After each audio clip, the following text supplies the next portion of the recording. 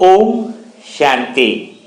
आज बाबा के 9 मार्च के अव्यक्त वाणी के महावाक्य हैं, क्योंकि संडे को अव्यक्त महावाक्य होते हैं ना। तो आज बाबा ने कहा है कि जीवन मुक्त वर्ष मनाना है ना। और दूसरी खास पॉइंट जो बाबा ने पूरी मुरली जिसके आधार पर चलाई है वह है एकता और एकाग्रता से बाप की प्रत्यक्षता करो, है ना। तो बाप की प्रत्यक्षता का अर्थ क्या है? बिल्कुल आत्मा भी बीज स्वरूप पॉइंट स्वरूप है और परमात्मा भी बीज स्वरूप है। यानी हम अगर बीज रूप स्थिति का अनुभव कर लेते हैं, बीज रूप स्थिति का प्रत्यक्ष स्वरूप दुनिया को पता चल जाता है, तो क्या हो जाएगी? बाप की प्रत्यक्षता हो जाएगी। और बीज रूप स्थिति में ही जीवन मुक्त अवस्था भी समाई हुई है। तो जैसे कि आज बाबा ने कहा कि आपको ज्ञान का खजाना मिला है, सबको ज्ञान का खजाना मिला है ना। तो बाबा ने कहा कि तुम समझदार बन गए हो, तो चेक करना है कि इस ज्ञान के खजाने से प्रत्यक्ष जीवन में आपने बंधन मुक्त स्थिति बनाई या नहीं बनाई, जीवन मुक्त स्थिति बनाई या नहीं बनाई, यानी सारे बंधनों से फ्री तो हो गए। तो अभी हम प्रैक्टिकल में देखें कि जो हमें ज्ञान का खजाना मिला, तो वास्तव में क्या हम जीवन मुक्त स्थिति बनी या नहीं बनी? तो सच्चे अर्थों में देखा जाए तो जीवन मुक्त स्थिति बनी ही नहीं। और बनी नहीं इसका कारण क्या है? बीज रूप अवस्था भी नहीं बनी है। क्योंकि अगर बीज रूप अवस्था बन जाए ना, तो उसके जीवन में दुख और परेशानी आ ही नहीं सकती है। और अभी तो कमेंट बॉक्स दुख और परेशानियों से ही भरा पड़ा है। कितने आत्माओं के कमेंट्स आ रहे हैं, उनसे बातचीत हो रही है, व्हाट्सएप ग्रुप वगैरह पे समय ही नहीं मिल पाता है। तो इसका अर्थ क्या है कि अभी तक ज्ञान योग चल रहा था, लेकिन इसका अर्थ कैसा था? ज्ञान योग मोमबत्ती जलाई है और ऊपर बड़ा कढ़ाई रखा है पूरा बड़ा, और उस पर खिचड़ी बन रही है और वो खिचड़ी पक नहीं रही है। इतने सालों से कर रहे हैं योग, ज्ञान योग, फिर पूछ रहे अभी तक खिचड़ी पकी क्यों नहीं है? क्योंकि मोमबत्ती नीचे जला करके इतना बड़ा हांडा खिचड़ी का पकने वाला कभी नहीं है। क्योंकि अभी तक यही देह ही समझ रहे थे, संकल्प से संकल्प को खत्म करने का प्रयास चल रहा था। योग यानी क्या समझ रहे थे कि एक रोल हम दुखी हैं तो हम सुखी कैसे हों, है ना। तो पूरी विधि ही गलत हो रही थी, जिसकी वजह से यह सफलता या बीज रूप स्थिति का अनुभव हो ही नहीं रहा था। तो जब अभी सच्चा ज्ञान समझ में आता है कि हम आत्माएं क्या हैं, हम आत्माएं मन बुद्धि संस्कार से डिटैच है। आत्मा सत्य स्वरूप में बीज स्वरूप है। आत्मा सदा आनंद स्वरूप है, सदा प्रेम स्वरूप है ना, अनचेंज है, चेंज लेस है। तो जब ये बात समझ में आई तो क्या फर्क हुआ सच्चा ज्ञान समझ में आने से? और ड्रामा क्या समझ में आया कि ड्रामा कहाँ भरा पड़ा है? आत्मा के अंदर ही भरा पड़ा है। मन बुद्धि और संस्कार के रूप में भरा पड़ा है। तो जीवन मुक्त स्थिति बनाना बड़ा आसान हो गया, बीज रूप स्थिति बनाना भी बड़ा आसान हो गया। क्यों हो गया? क्योंकि मन में जो भी आवाजें चल रही है, डिस्टर्बेंस भी चल रहा है, दुख की भी फीलिंगें चल रही है मन बुद्धि संस्कार में, और कैरेक्टर भी बहुत कुछ चल रहा है। लेकिन बीज रूप आत्मा का रियलाइजेशन क्या है कि आत्मा तो लैंग्वेज की भी भाषा, मतलब भाषा का ज्ञान भी आत्मा को नहीं है। कोई ऐसा नहीं कि स्पेशल मराठी जानते हैं। छोटा बच्चे के मन में कोई भाषा चलती है? आपने देखा है कभी? बच्चे के मन में कुछ भाषा नहीं चलती है। मतलब कहने का अर्थ क्या है कि आत्मा जो मन की भाषा से ही दूर हो जाए कि ये क्या भाषा बोल रहा है, क्या कुछ कर रहा है, मुझे कुछ पता नहीं है, ऐसा साक्षी भाव अंदर से आ जाए, अपने सत्य स्वरूप में आत्मा रहे, तो वह क्या फायदा उठा सकती है, उसके जीवन में कितना बड़ा परिवर्तन आ सकता है, चमत्कारी परिवर्तन कैसे आ सकता है। कहा गया है कि आपने जीवन भर कितना भी योग किया हो, अगर कहते हैं कि सही अवस्था में 1 घंटा भी अगर कोई बीज रूप अवस्था में चला जाए, बीज रूप अपने सत्य स्वरूप में स्थित हो जाए, तो इसके कई जन्मों के पाप कर्म खत्म हो जाते हैं। इतनी ताकत है बीज रूप अवस्था में। क्योंकि बीज रूप अवस्था का अर्थ है कि आत्मा इतनी एनर्जेटिक है उसके अंदर, अपने सत्य स्वरूप में, जैसे कि बीज रूप अवस्था को यह भी कह सकते हैं कि जैसे कोई बड़ा अफसर है, राष्ट्रपति के सामने एक नाली साफ करने वाला मिल जाए तो उन दोनों की बात जमेगी नहीं, है ना। वो जो राष्ट्रपति बोलेगा अपनी अपनी बातें, वो नाली साफ करने वाले बात को समझ नहीं पाएगा, है, क्योंकि उसकी एनर्जी, उसकी दोनों की एनर्जी का काम का हो रहा दोनों का अलग अलग है। तो यहाँ पर क्या है, बीज रूप स्थिति के अंदर परमात्मा की एनर्जी हमारी एनर्जी से बिल्कुल इक्वल हो जाती है। इक्वल होने का अर्थ कैसा है कि अभी तक हम आत्मा समझ के जो हम कोशिश कर रहे थे परमात्मा की याद करने की, तो हमेशा एनर्जी का सिस्टम क्या है, ज्यादा एनर्जी से, हाई लेवल एनर्जी से, फ्रीक्वेंसी से लो लेवल एनर्जी की तरफ जाना। जैसे एक गर्म पानी है तो एक ठंडा पानी है, उसको अगर बीच में पाइप लगाए तो गर्म पानी ठंडे पानी की तरफ जाएगा, दोनों जब मिल जाएंगे तो इक्वल हो जाएंगे, है ना, गुनगुना हो जाएगा, दोनों के गुण एक जैसे हो जाएंगे। मीन्स कहने का अर्थ है कि हमें भगवान की वो ऊंची एनर्जी मिलती गई, उसके संपर्क में आने से इतने सारे ज्ञान के खजाने मिले, बातें मिली, है ना। तो हमें क्या स्मृति आ गई, उसके इक्वल होना माना पूर्णतः स्मृति आ गई, याद आ गया कि हम क्या हैं, हम हैं पॉइंट ऑफ लाइट। और अभी मन बुद्धि संस्कार का क्या चल रहा है, ड्रामा चल रहा है, स्क्रिप्ट चल रही है, ठीक है ना। यहाँ पर आप लोगों को क्लियर आ गया होगा। और इसी अवस्था में अगर हम रहते हैं तो जीवन में रहते हुए जीवन मुक्त अवस्था का अर्थ क्या बाबा यहाँ पर बता रहे कि किसी बात का तुम पे असर न हो, यानी मन बुद्धि संस्कार के रोल की जो फीलिंग चल रही है उसका असर तुम पर न हो, यानी स्वयं पर न पड़े। अभी कई आत्माएं अभी जो सुन रही है इस लेसन को, उनके मन में एक प्रश्न उत्पन्न हो रहा होगा कि हम ये सारी चीज समझ गए कि आत्मा पॉइंट ऑफ लाइट है, ठीक है, अब हमें मन बुद्धि संस्कार में जो फीलिंग चल रही है, रोल चल रहा है, जो प्रैक्टिकली हम काम कर रहे हैं वो तो रोल ही हो गया ना। उस रोल से डिटैच हम आत्मा सत्य स्वरूप है, तो ऐसा प्रैक्टिकली में हो नहीं पाता है ना। कई आत्माओं के ऐसे प्रश्न आ रहे होंगे अंदर से कि ऐसा प्रैक्टिकली में हो नहीं पाता है कि मन बुद्धि संस्कार का जो रोल चल रहा है उसके इमोशन से, उसके फीलिंग से, उससे आत्मा बेअसर रहे। यानी ये सत्य है कि आत्मा बेअसर है, आत्मा फीलिंग प्रूफ, नीचे के फीलिंग से बिल्कुल डिटैच है, उसका सत्य स्वरूप डिटैच है, ये सत्य है, लेकिन वह अनुभव रह नहीं पाता है। ऐसा भी कई आत्माएं कमेंट बॉक्स में भी लिखती है। तो यहां पर इसके अर्थ को समझना है। जैसे अगर किसी ने बुरा ही कहा, किसी ने गलत कहा या कुछ भी कहा, उस समय हम अगर वो स्टोरी जो चल रही है दोनों के बीच में या तीनों के बीच में, जब आत्मा साक्षी होकर के अपने सत्य स्वरूप में स्थित रहे तो बाबा टचिंग देता है कि क्या बोलना है। कहते हैं ना कि अगर जैसे मुझे कोई गाली दे रहा है, अगर मैं चुप रहूं तो भगवान उसको जवाब दे रहा है, और मैं खुद उसका जवाब देने लग जाऊं तो फिर भगवान अपनी जिम्मेदारी भूल जाएगा, क्योंकि मैं दे रहा हूं ना जवाब। तो जब मैं साइलेंट हो जाए कि परमात्मा दे देगा उसको जो जवाब दे रहा है, चाहे वो गलत कर रहा, अच्छा कर रहा, रोल के अनुसार, तो परमात्मा के संकल्प फिर बोल जो है वह निकलने लगते हैं। आत्मा के अंदर परमात्मा की याद रहेगी तो उसी के विचार, उसी के संकल्प निकलते रहेंगे। अब फिर एक थोड़ा बहुत तो कंफ्यूजन रहता ही है ना अंदर। कौन सा कंफ्यूजन है कि आत्मा में संकल्प निकलते रहेंगे, रोल को देखना नहीं है, रोल को कुछ करना नहीं है, तो फिर ये करे तो करे क्या अभी संगम युग में, है ना। मुझे रोल से डिटैच होना, रोल से, ये अंदर से रट नहीं लगानी है कि रोल से डिटैच होना है, जो ड्रामा चल रहा है उससे डिटैच होना है। डिटैच होने के लिए नहीं बोला है, आप बहुत गहरी बात है, समझने के लिए बोला, अंडरस्टैंडिंग करनी है, देखना है बकायदा। डिटैच होना तो आंखें बंद करने वाली बात हो गई ना, देखना है दूर से, उसको समझना है। अब आत्मा को क्या समझना है इस बात को समझ लीजिए, तो आज से, इसी समय से आपके जीवन में सदा खुशियां आने लग जाएगी, सदा परम आनंद आने लग जाएगा। अभी मैंने जो बोला कि सदा परम आनंद आने लग जाएगा, क्योंकि आनंद में तो है ही। अभी जो बात बताने जा रहा हूं कि ड्रामा में जो चल रहा है उसको देखना कैसे है, रोल को देखना कैसे है, समझना कैसे है कि 84 जन्म की स्क्रिप्ट अभी हमें मिली है, इस संगम युग में समझ में आता है।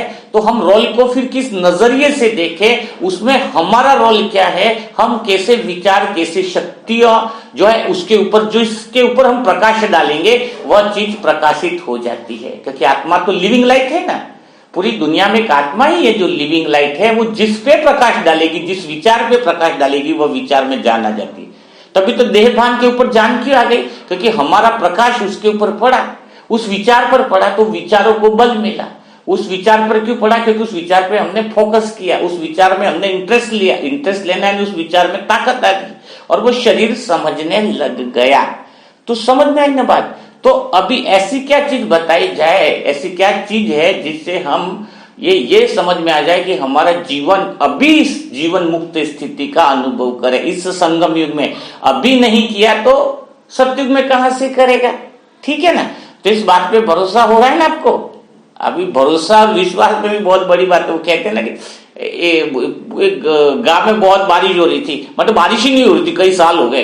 तो पंडित आया, उसने बहुत हवन किया, फिर बोला कि कल सुबह अपन मिल करके सारा यज्ञ तो कर दे, पर सब मिलके प्रार्थना करेंगे और इतनी जोरदार बारिश आने वाली है कि पूछो मत। 11 बजे इकट्ठे हो जाना। सभी लोग 11 बजे इकट्ठे हो गए और पंडित ने बोला कि इतना बड़ा यज्ञ किया तो तुम में से एक भी छाता क्यों लेके नहीं आया। अभी हम जैसे प्रेयर करेंगे तो फिर तो बहुत जोरदार बारिश आ जाएगी। तो सब लोग कह तो रहे थे कि विश्वास था कि बारिश आ जाएगी, पर अंदर से नहीं था, इसलिए कोई छाता लाया ही नहीं। तो वैसी ही चीज अभी चल रही है। तो अभी जो चीजें परमात्मा बता रहा है सब कुछ है अंदर से। फेथ जिसका है वो 108 में, विश्वास जिसका है उसको है। परमात्मा की अंदर जो चीजें दे रहा है परमात्मा, दुकान हम ग्राहक बन करके जो ग्रहण कर रहे, मोल भाव नहीं कर रहे, यानी परमात्मा जो बोले उस पर 100% भरोसा हो, विश्वास हो, तो फिर वो आत्माएं बहुत अच्छी जीवन मुक्त अवस्था का तुरंत अनुभव कर लेती है, सेकंड में अनुभव कर लेती है। तो आपको भी विश्वास रखो कि अभी आपको भी बहुत ऐसी ही चीज का अनुभव होने वाला है। तो जीवन मुक्त स्थिति यानी बीज रूपी स्थिति को ड्रामा में कैसे देखना है, ड्रामा को कैसे देखने का नजरिया है वो देखो आप। तो ड्रामा को ऐसे देखना है क्योंकि आपके अंदर 2-4 फीलिंगे अंदर आपके अंदर आ चुकी है। ड्रामा तो नथिंग न्यू है, तो ड्रामा को तो चलने दो, फिर ड्रामा में जो होना है वो तो होना ही है। एक तो इस नजरिए से आप देखते हो। दूसरा नजरिया ये है कि ड्रामा में दुख आ रहा है कि सुख आ रहा है, मुझे मतलब ही नहीं है, मेरे को साक्षियों के दूर से देखना है, ये वाली बात होगी। तीसरी बात ये देखते हैं कि ड्रामा में होगा तो हो जाएगा, 108 में आना है, 16,000 में। तो ये जो देखने का नजरिया है वो जीवन मुक्त स्थिति नहीं बना रहा है, वो तो और जीवन में आपको फंसा रहा है, क्योंकि आप तो खुद कंफ्यूज हो रहे हो। आत्मा खुद कंफ्यूजन का चोला पहन लिया है। कंफ्यूजन है वो जीवन, वो किसी संकल्प का कंफ्यूजन आपने पहन रखा है। तो सबसे पहली बात है, सारे कंफ्यूजन का चोला अगर उतर जाए तो आत्मा अपने बिंदु स्वरूप में, बीज स्वरूप में स्थित हो जाएगी। और बिंदु स्वरूप में स्थित हो गई तो उसके जीवन में सारे पाप मानो धुल गए। तो कैसे देखना है ड्रामा को, इस तरीके से देखना है कि मैं आत्मा, जैसे मैं देखती हूँ ड्रामा को उस तरीके से आप भी देखो। तो वो उस तरह से आप देख रहे हो वैसा अनुभव करो कि मैं आत्मा ड्रामा को कैसे देखती हूँ, कि मैं आत्मा अनुभव करती हूँ, मैं आत्मा देखती हूँ। क्या देखती हूँ कि अभी जो रोल चल रहा है उसमें परेशानियां भी है, तकलीफ भी है, क्योंकि समय ही ऐसा चल रहा है। इस समय तो कोई सब लोग दुखी देख रहे हैं, मेरा रोल भी दुखी का है, कुछ न कुछ परेशानियां, तकलीफ भी, सब कुछ चल रहा है। तो मेरा रोल क्या है, मुझे उस दुख से कोई परेशानी नहीं हो रही है, मुझे आत्मा तो एकदम मेरी शांति को कोई डिस्टर्ब नहीं कर सकता है, मैं तो कोई संकल्प मुझे प्रभाव नहीं कर सकता, लेकिन फिर भी मैं रोल को समझ रहा हूं। तो अभी के समय में यह चीज चल रही है कि मैं आत्मा इस सतयुग से अभी तक यहां पर अनुभव लेने के लिए आई थी। तो संगम युग में ही मुझे पता चलता है कि मैंने क्या क्या अनुभव सतयुग से लगाकर अभी तक किए, है ना। तो मुझ आत्मा के सामने सारे अनुभव सामने हैं और परमात्मा ने संगम युग में चॉइस दी आपको। क्या चॉइस दी है कि आपको कौन सा अनुभव बढ़िया लगा, कौन सा रोल आपको बढ़िया लगा, वह रोल आप चोला पहन लो और उसी चोले में रह लो, क्योंकि आगे आपको वही रोल मिलने वाला है। ठीक है। अब मेरे को कौन सा बढ़िया रोल है, मैंने ही तो सारे रोल देखे हैं, अनुभव करने के लिए तो आया। तो मुझ आत्मा के पास सभी रोलों का अनुभव है। तो सतयुग में कैसा था मन बुद्धि संस्कार के अंदर, सतयुग का रोल मैं देखता हूं, क्योंकि आत्मा के अंदर ही 84 जन्म के संस्कार भरे पड़े हैं। सत्युग के भी संस्कारों का बंडल मुझ आत्मा बिंदु के अंदर ही मन बुद्धि संस्कार में भरा पड़ा है। द्वापर युग में दुख का बंडल था और कम दुख का बंडल था, जैसा पूज्य आत्मा का दल था, पुजारी का था, सभी मुझ आत्मा के अंदर रिकॉर्डेड है। अब मुझे सेलेक्ट करना है, संगम युग में सिलेक्शन मिलता है आपको कि आपको कौन सा रोल पहनना है, कौन सा रोल लेना है। अगर आपको दुखी वाला भी रोल लेना है ऐसा लगता है तो आप फिर द्वापर युग में वापस आने वाले हो। चॉइस आपकी है ना, परमात्मा चॉइस देता है बच्चे को कि आपको कौन सी चॉइस करनी है। तो मुझ आत्मा की चॉइस में क्या लगता है कि जैसे सतयुग में क्या था कि मैं आत्मा पावरफुल एनर्जेटिक थी, तो सतयुग और त्रेता युग में 2500 साल तक मैंने कैसा रोल प्ले किया कि मेरी एनर्जी बहुत हाई थी, तो एनर्जी लेवल हाई था तो नीचे रोल भी मेरा ऐसा एनर्जेटिक था कि मैं सबको प्रेम देने वाला था, शांति देने वाला था, सुख देने वाला था, आनंद देने वाला था। तो उस तरह का जो रोल था वो बड़ा सुखदायी था। इसलिए उस समय न तो सांप थे, न मच्छर थे, न कुछ भी नहीं था। और सतयुग में क्या सीन था कि सतयुग में स्टोरी का कोई लफड़ा नहीं था, कल क्या हुआ था। अभी तो हर बात में क्या चलता है, कलयुग का रोल में देख रहा हूं जिसमें लगता है कि कल उसने ऐसा कहा था, परसों उसने ऐसा कहा था। सतयुग में ऐसा कुछ भी नहीं होता, टाइम की कोई बात ही नहीं है, क्योंकि वहां पे कोई कमी नहीं है जो हिसाब करना पड़े। हिसाब वहां पे किया जाता है कल और आज, जहां पे कमी होती है। तो सतयुग में तो मैं आत्मा इतनी भरपूर थी और मेरा इतना भरपूरता का रोल था, इतनी पावरफुल एनर्जी थी, परमात्मा के समान मेरे अंदर एनर्जी थी।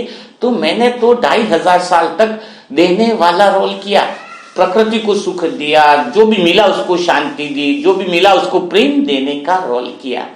और जैसे ही मेरी घड़ी सीधी घूम रही थी और जैसे ही द्वापर युग से घड़ी उल्टी घूमी, तो द्वापर युग में जब मैं अपने रोल को देखता हूं तो अनुभव होता है कि मैंने देने का नहीं लेने का रोल चालू कर दिया कि कोई मुझे सुख दे।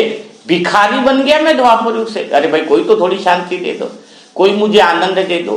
और लेने के चक्कर में मेरे अंदर बहुत सारी बुराई आ गई, चोरी डकैती, ये फलना देखना, झूठ बोलना, धोखा देना, है ना। ये सारी जो रोल के अंदर द्वापर युग से क्यों आए, क्योंकि मैं आत्मा की घड़ी एंटी क्लॉकवाइज हो गई। सतयुग में राइटियस दुनिया थी, त्रेता युग में, द्वापर युग में रॉन्ग दुनिया हो गई। क्यों हो गई, क्योंकि अब देने वाला नहीं बचा, अब दुनिया से लेने वाला रहा कि सुख दे दो, शांति दे दो। तो भटक गया द्वापर युग से, और लेता लेना की भावना से अभी कलयुग के अंत समय में आकर मैं जब अपने रोल को देखता हूं तो रोल कैसा दिखता है मुझे, भिखारी वाला, कि मैं मांगता ही जा रहा हूं किसी न किसी से, उसी रिश्तों के नाम लिखता हूं जिनसे मेरे स्वार्थ पूरे होते हैं। अच्छा इसका नाम लिखूं, इससे मेरे स्वार्थ पूरे होंगे, इसका नाम लिखूं तो मेरे स्वार्थ पूरे होंगे। तो जब मैं अभी ड्रामा के अंदर संगम युग में अंतिम वाला रोल देखता हूं तो इतना बेकार लगता है कि अब मैं आत्मा कौन सा रोल सेलेक्ट करूं। तो मुझ आत्मा को तो सतयुग वाला रोल था वो बेस्ट लगता है, वो रोल बहुत बढ़िया, अनुभव में बढ़िया था। हाँ, मुझे सभी रोलों में से किसी रोल से कोई फर्क नहीं पड़ता, मैं आत्मा तो सदा शांत हूं, लेकिन फिर भी सतयुग वाला अनुभव वाला जो रोल था उसको देखने का मजा बहुत अलग और निराला था। तो अब मेरे आत्मा के अंदर ही 84 जन्म के संस्कारों के अंदर लक्ष्मी नारायण के संस्कार वाला भी पोटला भरा पड़ा है, वो रोल का भी पोटला भरा पड़ा है। तो अभी मेरा ध्यान किसके ऊपर होना चाहिए, आप खुद बताओ सभी आत्माओं, कि मेरा ध्यान तो वो सत्युगी संस्कार वाले पोटले पर होना चाहिए। मैं उस संस्कार वाले पोटले पर आत्मा से शक्ति डालता हूं कि यह संस्कार ही मुझे, यह रोल ही मुझे पसंद है। तो अब क्या हुआ, अभी वर्तमान में भी जो संगम युगी ब्राह्मण आत्मा का रोल चल रहा है, जो कलयुगी आत्मा का रोल था वो तो उसी समय से खत्म हो गया जब से भगवान हमें मिला, जब से परमात्मा हमें मिला। तो अब कौन सा रोल है, जो संगम युगी ब्राह्मण आत्मा है उसमें मैं वही संस्कार इमर्ज कर रहा हूं, उसी रोल को स्मृति में डाल रहा हूं, उसी स्मृति को मैं स्विच ऑन कर रहा हूं, क्योंकि मैं आत्मा तो मैं हूं। अब तो मैं देख पा रही हूं, बाबा ने कहा ना ज्ञान ने तुम्हें त्रिकालदर्शी बना दिया है। तो अगर मैं आत्मा इस रोल के अंदर सत्य के संस्कार वाले जो मुझे दिख रहे वह संस्कार इमर्ज कर देता हूं, तो इसी समय इसी पल मुझे जीवन मुक्ति स्थिति का अनुभव होगा।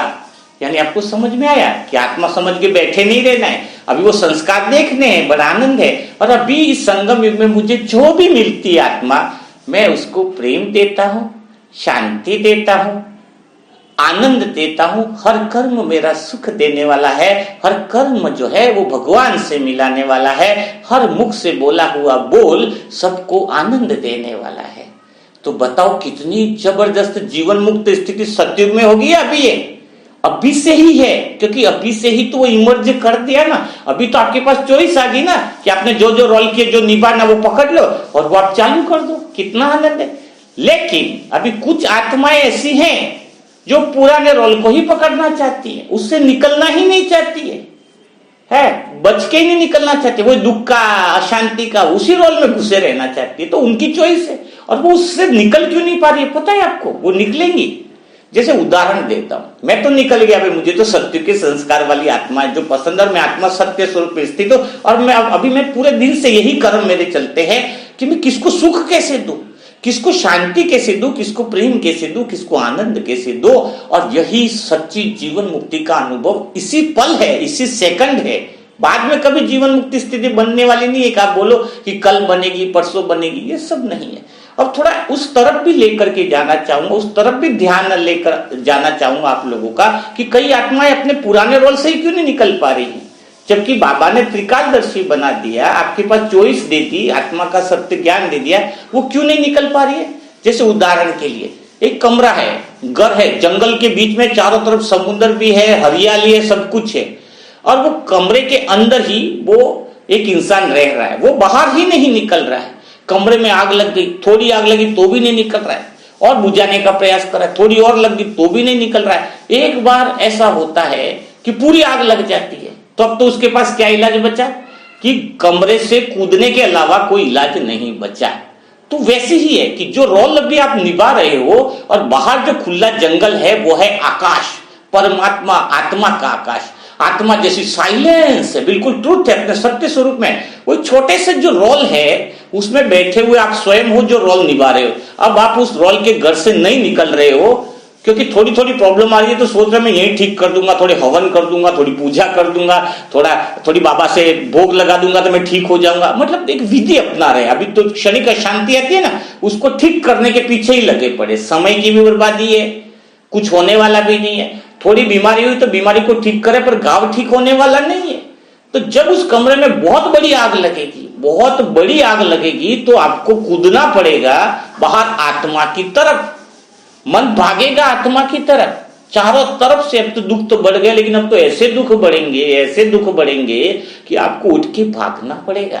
अंदर से उस रोल से ऑटोमेटिकली मन 10 बातों की तरफ भाग जाता है ना। भी भाई का क्या हो, उसका क्या हो, दोस्त का क्या हो, रिश्तेदारों का क्या, और 10वीं तरफ मन जाता है कि परमात्मा की तरफ जाए। फिर 9 बातें ऑटोमेटिक आपकी छूट जाएंगी, लेकिन तब आपको फायदा नहीं होने वाला है, तब समय को फायदा हो जाएगा, क्योंकि आपने तो समय रहते घर से निकले ही नहीं। बाबा ने तो बता दिया कि इस घर में आग लगने वाली, इस रोल में आग लगने वाली है। तुम अपने सत्य स्वरूप में आ जाओ, सत्य स्वरूप में स्थित आ जाओ। लेकिन तुम हो जो घर में यानी इस रोल के फंसे हुए रोल्स में निकलना ही नहीं चाहते, उसको ही अपना सब कुछ मानकर बैठे हो, तो फिर वह आत्माएं तो बहुत ज्यादा पछताने वाली है। वो आत्माएं तो अंत समय में बहुत ज्यादा दुखी होने वाली है। तो निर्णय आपका है, निर्णय क्या है आपका है। अच्छा, उस घर में मिल क्या रहा है? आप सोचते हो कि वो लखपति इंसान है, बहुत खुश है, कहते हो ना, वो लखपति इंसान है ना, बहुत खुश है, वो हीरो है ना, वो बहुत खुश है, वो नेता बहुत खुश है, उसके पास पैसा है ना, बहुत खुश है। वो माया आपको दिखा रही है। अगर उनकी ओरिजिनल स्टोरी दिखी जाए ना, अंदर से जो लोगों को दिखाते नहीं है, वो 10 दिन तक बीमार रहते, वो मीडिया में नहीं दिखाते हम इतने समय बीमार थे, तो वो अंदर से बहुत दुखी है। लेकिन वो दिखाते क्या है? चेहरे पे झूठी मुस्कान दिखाते। क्यों दिखाते पता है? वो कहानी है ना, एक बार क्या हुआ कि एक व्यक्ति था, तो वो उसका गांव में कोई झगड़ा हुआ तो नाक काट ली, नाक किसी ने काट दी। अब वो दूसरे शहर में गया, तो दूसरे गांव में गया, तो सब लोग देखे कि अभी इसकी बेइज्जती हो रही है, नाक कटे। तो उसने क्या किया, थाली में भोजन था, खुले आकाश में एकदम खाना खा रहा है और बातें कर रहा है जबरदस्त। तो किसी ने आके पूछा, अरे तू क्या कर रहा है, किससे बातें कर रहा है? बोले मैं तो मस्ती में हूं, मैं तो मजे में हूं, मुझे तो भगवान दिख रहा है, भगवान के साथ खाना खा रहा हूं। तो पहले सब उसकी बेइज्जती कर रहे थे, जिस भी गांव में गया नाक कटी है। तो अब बोले तुझे कैसे दिख रहे भगवान? तो कुछ नहीं, जब अपनी नाक हमने काट ली, नाक को कुर्बान किया, तो भगवान दिख रहे हमें। बस फिर क्या था। लेकिन किसी और की हिम्मत नहीं है जो नाक काटे और ऐसा कुछ कर दिखाए, कोई किसी की हिम्मत नहीं हुआ आज तक। तो फिर उसने चढ़ाया तो कहा कि एक व्यक्ति ने निडर होकर कहा ऐसे थोड़ी मैं भी अपनी नाक कटवा के दिखाता हूं, मुझ में भी भगवान देखना चाहूंगा। उसको कोने में ले गया, उसकी नाक काटी। तो वो बोले मुझे तो कुछ दिखाई नहीं दे रहा है। तो पहले वाले ने कहा दिखाई तो मुझे भी नहीं दे रहा है, लेकिन अब जब नाक कटी गई है तो खुशी उमंग उत्साह से कूदता हुआ जा कि मुझे भी दिख रहा है भगवान और मेरा भी ऐसा हो रहा है, क्योंकि नाक तो कट गई। अब ऐसे करते करते गांव में सभी लोगों ने नाक कटवा दी कि भगवान मुझे दिख रहा है, भगवान के साथ खाना खा रहे हैं। अब क्या हुआ, राजा तक जब बात पहुंची तो राजा कहे कि इतना आसानी से अगर भगवान मिलता तो मैं भी अपनी नाक कटवा लेता हूं। तो वहां के वजीर ने उसको बताया कि नहीं, वो जो भाई भाग के आया है उसको वहां पे किसने नाक काट ली थी, उसकी ओरिजिनल स्टोरी बताई। तो कहने का तो जितने भी अमीर लोग हैं, जितने भी सुखी दिख रहे हैं ना आपको, तो उनकी नाक कट चुकी है, पर वो कहने को तैयार नहीं है कि मैं दुखी हूं। अंदर से वो इतने परेशान है, बीमारियों से परेशान है, फैमिली में रिश्ते से परेशान है, बच्चों से परेशान है ना, वो इतने परेशान है। अगर उसके उनके अंदर की स्थिति, क्योंकि हमें तो पता है ना, सारी तरफ से हमारे सेमिनार्स होते, फंक्शन होते तो बुलाते हैं, और इतने परेशान है, डिप्रेशन है, इतना पैसा होने के बाद भी डिप्रेशन है। तो जब उनकी अंदर स्थिति में अगर अभी भी आप रोल में भागना चाहते हो तो जरा उन लोगों को देख लेना जो दौड़ रहे हैं और वो कहां तक पहुंचे हैं। जब पहुंचे हैं उनसे जरा अंदर की तरफ देखकर ये अनुभव लगाना कि तुम्हें क्या मिला, तब तुम जाके उस रोल से स्वतः ही डिटैच होकर के तुम आत्मिक स्थिति में आने के लिए तुम्हारा मन क्या करेगा, दौड़ेगा। क्योंकि जब तक तुम स्वयं निकलना नहीं चाहोगे, रोल से डिटैच स्वयं को पहचानना नहीं चाहोगे, क्योंकि अंदर खो खो खेल रहे हो, यानी आत्मा ही खो गई है, पहचानने की कोशिश ही नहीं कर रहे हो, स्वयं को जानने की जिज्ञासा ही नहीं रही है, तो फिर गलती किसकी होगी, गलती तो आप ही की होगी। तो अभी अपने पास दो रास्ते बचते हैं। कौन से दो रास्ते बचते हैं कि एक तो स्थिति आप बिल्कुल समझ गए होंगे कि जीवन मुक्त स्थिति क्या है। अभी हम आत्मा है, पॉइंट ऑफ प्लेस है, पॉइंट ऑफ लाइट है, चेंजलेस है, और हम आत्मा ने ड्रामा को देखा है। अभी हमारे पास चॉइस है कि हम कौन सा रोल ले सकते हैं। तो हमें कौन सा सत्युग वाला रोल लेना है। तो जब उसके संस्कार मेरे अंदर आत्मा में भरे पड़े हैं तो उस संस्कारों पे हमें ध्यान देना है, तो हमारे रोल में भी खुशियां और आनंद देने का काम करना। यहां तक समझ में आ गया ना आपको। अब आपको एक बात बहुत अच्छे से क्लियर कर दूं लास्टली, कि अगर आप आत्मा ने इससे आत्मिक स्थिति का अनुभव नहीं किया, बीज रूप स्थिति का अनुभव नहीं किया, तो कर्मों के खाते इतने जबरदस्त हैं कि जो कर्म के खाते यानी जो पाप कर्म के खाते वो भस्म नहीं होंगे।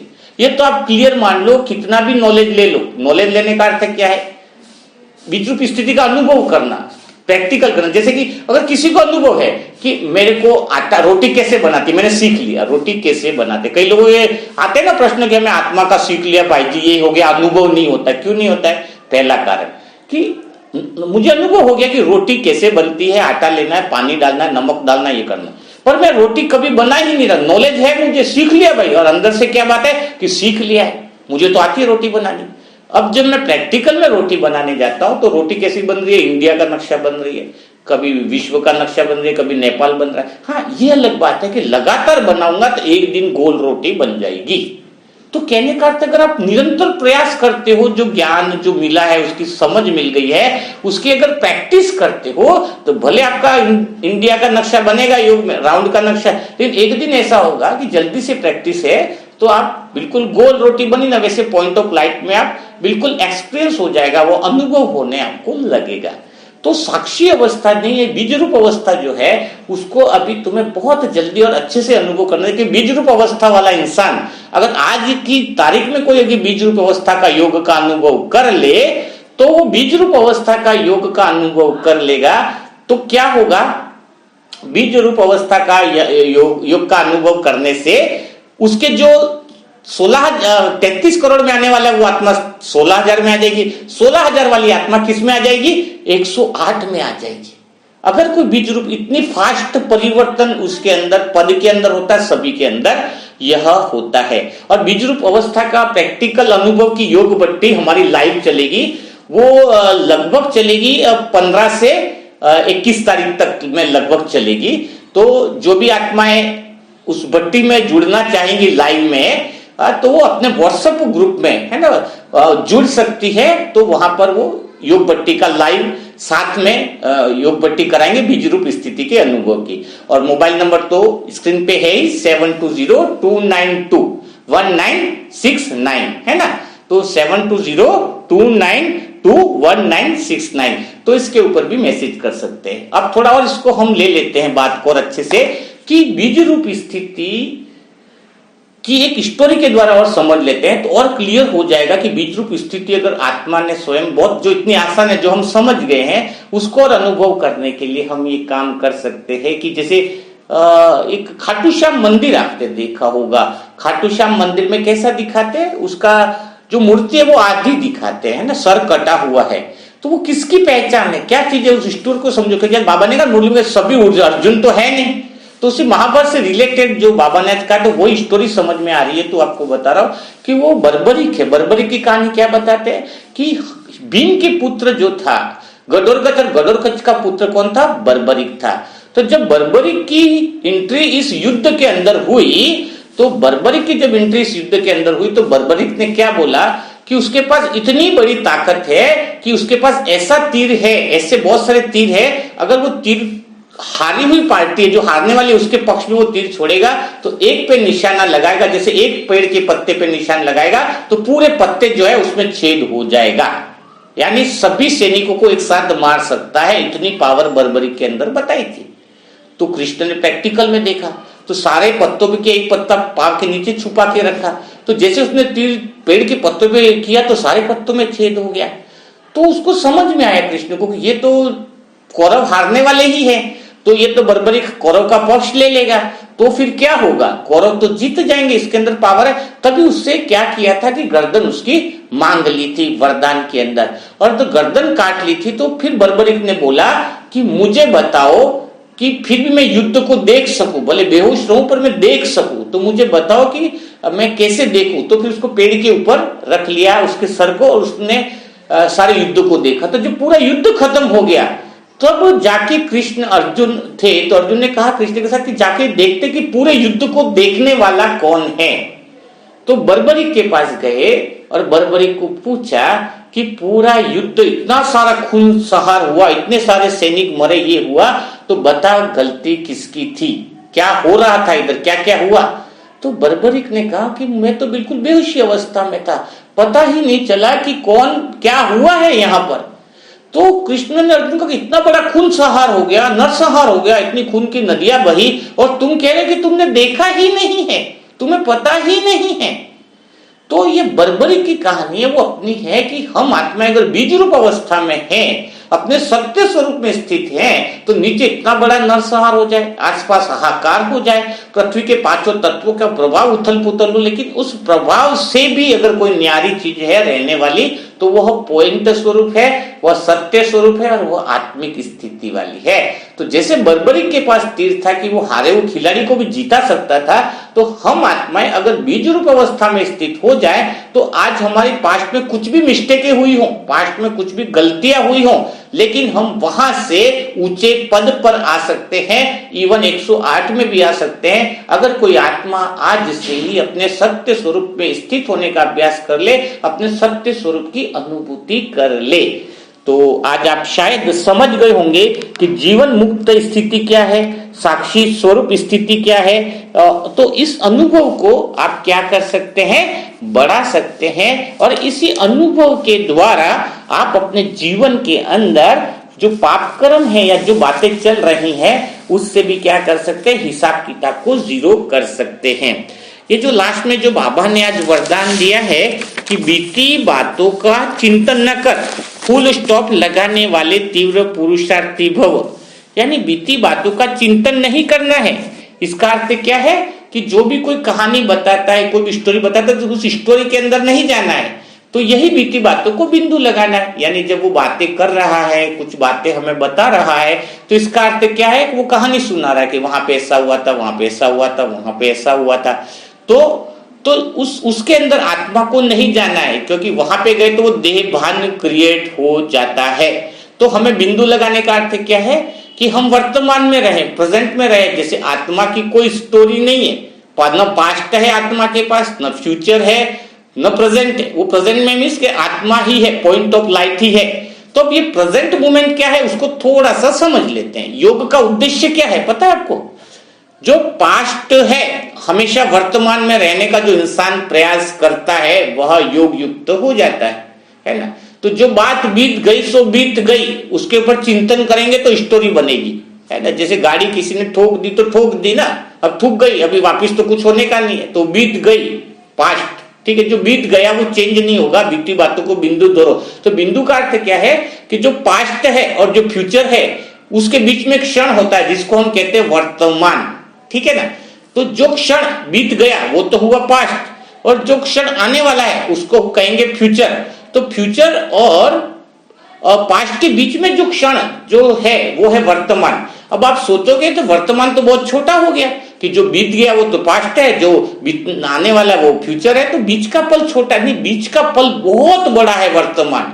वो वर्तमान कब बड़ा है, टाइमलेस कब है? जब हम परम धाम में है, हम आत्मिक रूप में है तो टाइमलेस है। तो हम वर्तमान इतना बड़ा है कि हम सदा वर्तमान में रह सकते हैं अगर हम आत्मा की स्थिति में है। तभी सत्युग और त्रेता युग में टाइम का कोई महत्व नहीं है। द्वापर युग और कलयुग में टाइम क्यों चालू होता है? क्योंकि हम लोगों से मांगने लगते हैं कि कोई सुख दे, फिर सुख दे तो किसने कितना दिया, हिसाब किताब तो रखना पड़ेगा ना। तूने कल मुझे क्या दिया था, आज मैं तुझे क्या दूं। तो ये स्टोरी में जब बंदे तभी हमारा देह अभिमान हुआ, क्योंकि स्मृति जो है हमारी वो चिपकती गई आत्मा से। सत्युग त्रेता युग में तो कोई स्मृति रखने की जरूरत ही नहीं थी, कोई हिसाब रखने की जरूरत ही नहीं थी कि कल क्या होगा, परसों क्या होगा। लेकिन द्वापर युग और कलयुग में क्या हुआ, हम टाइम में बन गए। उसने 1000 दिया है तो हमें कब लौटाना है, हिसाब किताब में बन गए ना, स्टोरी बनी। वो स्टोरी किसमें गई? आत्मा के स्मृति रूप में। और वो स्मृति इतनी तगड़ी हो गई आत्मा की कि आत्मा खुद स्वयं को वह स्मृति स्वरूप समझने लग गई। तो बात यहां पर आती है कि आत्मा वर्तमान में रहे, फ्यूचर और भविष्य के बीच का जो वर्तमान है अगर आत्मिक स्थिति में रहती है तो सदा बीज रूप अवस्था में रह सकती है। और कोई ऐसा नहीं है कि कोई परम धाम में आत्मा गई है तो 1 सेकंड के लिए आत्मा गई है तो 5000 साल से अगर कोई आत्मा बहुत ज्यादा वहां पे रहेगी तो ज्यादा ताकतवर है। इस बात को भी गलतफहमी को दूर करना पड़ेगा। कोई आत्मा 5000 साल रहे कि 2000 साल रहे उसके लिए, और कोई आत्मा 1 सेकंड वहां पे रहे तो 1 सेकंड वाली आत्मा भी वही है और 5000 साल वाली भी। क्यों? क्योंकि वहां पे तो टाइम का कोई है ही नहीं ना। आप कैसे कह सकते हो कि 1 सेकंड एंड 5 सेकंड है? परम धाम ने यानी टाइमलेस, कुछ टाइम का मतलब ही नहीं है, कितने साल भी रहो सेम है। आत्मा बिंदु पॉइंट ऑफ लाइट सेम है, नो चेंजेस है। सही मायनों में ताकत संगम युग के अंदर है। जब हम संगम युग के सोल कॉन्शियस अवस्था में रहते हैं तो सबसे ज्यादा पावर, सबसे ज्यादा शक्तिशाली युग जो कहा गया है वो इस संगम युग को कहा गया है। इसलिए संगम युग के महत्व को आपको जानना है। तो फिर एक बार और स्मृति दिला दूं कि जल्दी से अभी फॉरेन वाले ग्रुप का तो अमृत वेला हो रहा है, जल्दी वो फिनिश होगा तो नए व्हाट्सएप ग्रुप में जो जुड़े हैं उनका अमृत वेला भी जल्दी चालू होने वाला है लाइव में। और जो आत्माएं ये 15 से 21 बीज रूप अवस्था का अनुभव करना चाहेंगी वो नंबर ले लें 7202921969, क्योंकि बीज रूप अवस्था का अनुभव इसलिए कराना जरूरी है। लाइव सेशन में हम करेंगे, एक दूसरे के अनुभव भी शेयर करेंगे, क्योंकि बीज रूप अवस्था से सब आत्माएं निर्विघ्न बनेंगी। और यह जो ग्रुप हो रहा है वो सच्चा सत्य ट्रुथ ग्रुप है, यानी सब आत्माएं वही आत्माएं इसमें जुड़ेंगी जो बहुत ऊंचे कुल की आत्माएं है। बाकी को समझते हुए भी समझ में नहीं आएगा, है ना। जो कुल की आत्माएं, यहाँ पे क्वांटिटी कम है, क्वालिटी ज्यादा वाली आत्माओं का ही ग्रुप होने वाला है। तो आप नंबर स्क्रीन पर भी है 7202921969। तो कल फिर हम मुलाकात करेंगे ऐसे ही मुरली के मनन चिंतन के साथ। तब तक के लिए सभी भाई बहनों को ओम शांति, ओम शांति।